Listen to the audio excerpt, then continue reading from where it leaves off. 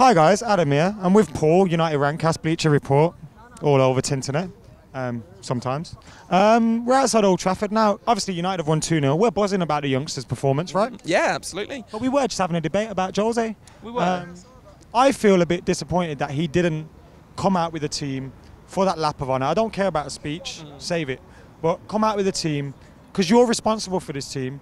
Yes, you may not be happy with finish 6, but you're responsible for us finishing in 6. So should he have not been out there with the team? That's how I feel. Yeah, I mean, the one counter argument that I would make is just that it might be he wanted the players to get the appreciation and didn't want to distract, because he's, I don't know if you're aware of Kind of this. big deal. Yeah, he's kind of a big deal. Like, people get pretty serious about Jose Mourinho, and I think maybe especially because he wanted Rooney to lead the team round, and he wanted it to be Rooney who was the leader, because that might just have been Wayne Rooney's last game. I think it was. Yeah, not his last, unless he plays on Wednesday, but I think here.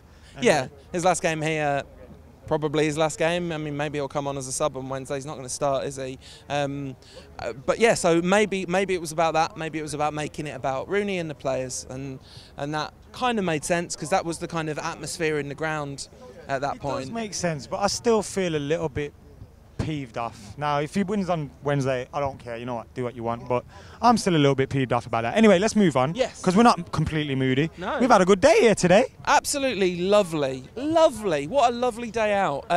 When you saw the starting 11, it was pretty much what we kind of a ballpark approximation of what we talked about in the preview, and loads of kids, even more maybe than we thought. And Josh Harrop and Demi Mitchell on the left flank absolutely proper tore Palace apart in that first half. Like, Harrop's goal was hardly surprising. He was electric. But were you surprised? I was surprised by the fact he took the shot, because I feel a lot of youngsters in that situation would be, let me play it safe, you know, I've just got here. Yeah, but it almost defined all of them, really, that they'd clearly, and talk about Mourinho, they'd clearly been briefed to go out and play their game, to go out and have some fun and enjoy the remarkable occasion it was. And then when Pogba scored as well, I thought the game was like our season in a nutshell, really, because first half Pogba was there and we looked great. Second half Pogba was not there and it all went a bit flat. It's just sort of the reality of Man United at the moment, really. But it was lovely to see him score. I got a bit emotional, actually, when he pointed for his old man, isn't it? Yeah, it's a big deal, you know.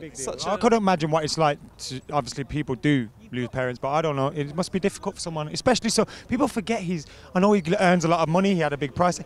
He's very young. I mean, he's not that much older than the rest of them. And I was thinking, like the 2 goals, 2 Man United Academy products, like trying to make a name for themselves at Old Trafford. I thought Pogba was actually brilliant. And he made Zayan's day today. Did you see that? Give him his shirt. That's super nice, isn't it? Scott Pogba's shirt. That is really cool. If only we got it, eh? No, I'd rather this. No, I'd rather have got it. I thought that. Right, this is ridiculous. I'm about to say something ridiculous. I did think at one point during that first half, maybe we don't need, like, assuming Mourinho has given up on Luke Shaw, maybe we don't need a left back. Maybe we'll just play Mitchell, Borthwick Jackson. Maybe he'll trust the kids. Of course he won't. Of course, in a way, I mean, there's nothing on this game, and so it's much easier for the kids to play in a game like this than it would be in a game that mattered. So you really can't draw too many conclusions. But there is clearly a lot of promise and a lot of technical ability in that group. And we are seeing players break into the first team legitimately. And you'd imagine Tuanzebe will have more minutes next season. And if he doesn't, that's kind of a problem, really. I think Mourinho's got a really difficult balancing act on his hands. I think with Axel and Timothy, they're the ones, I call them by their first names because they're my mates. They're the ones that are really on the verge of first team, and if they weren't to get those opportunities next season, like, look, I said to Steve earlier, Angel could make his debut today, which he did, and we might not see him for another year in the first team, and that's very possible, and it's nothing wrong with that. No.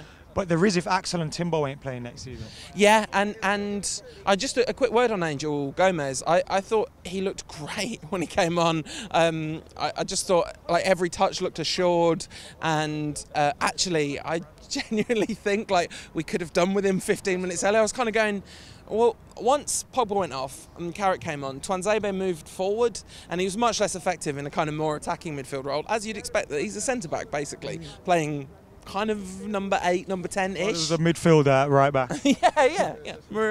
Jose Mourinho.